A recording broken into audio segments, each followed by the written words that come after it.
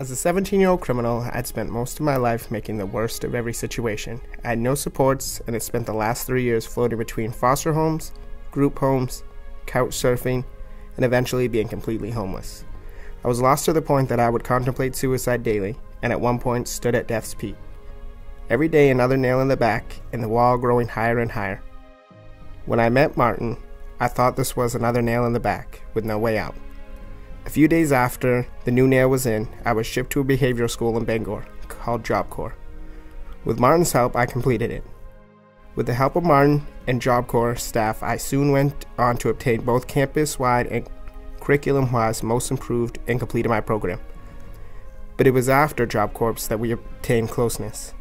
From the late-night phone calls about moldy cheese to helping with the speeding tickets as he was training me to drive, from being the first person to defend me and take interest. No matter what it was, I knew Martin would be there to help me overcome whatever was there. Well, I never put down my biological family or gave them the reassurance of they were right. The permanent relationship turned a boy into a man and a mentor into a father. I went from the streets to a young author, speaker, and independent human being, and more importantly, creating more resources and building back burnt bridges. When Martin had his heart attack, it was Boston Mountain, where we filled the paperwork out, and where both of us, including the nurse, said Michael at the same time, thus creating the middle name. But the permanency was in jeopardy when our hopes of achieving that permanent relationship were shot down by DHS. My father challenged me to take a stand, in which I did, writing a letter that initiated the change of the educational program policy and made it possible for my mentor to be my father.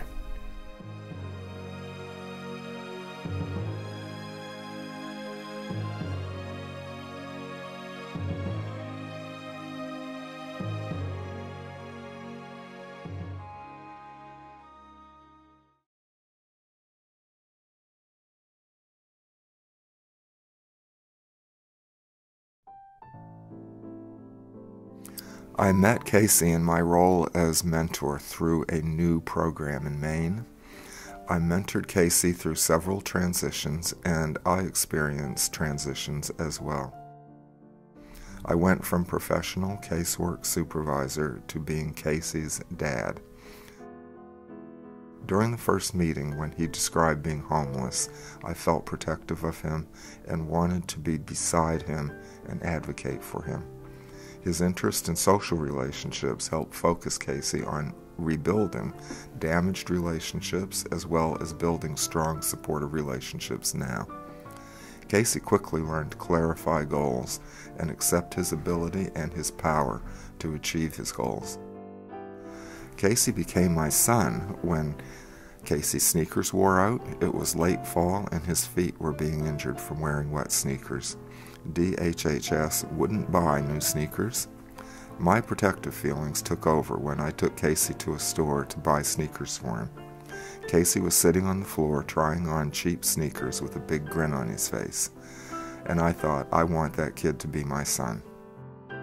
The first Christmas when Casey was 17 and bought presents for his whole family was the first time I told Casey I loved him. I experienced serious health problems requiring emergency surgery. When Casey expressed anxiety about my possible death, his anxiety about his lack of permanency began creating the question, what are we?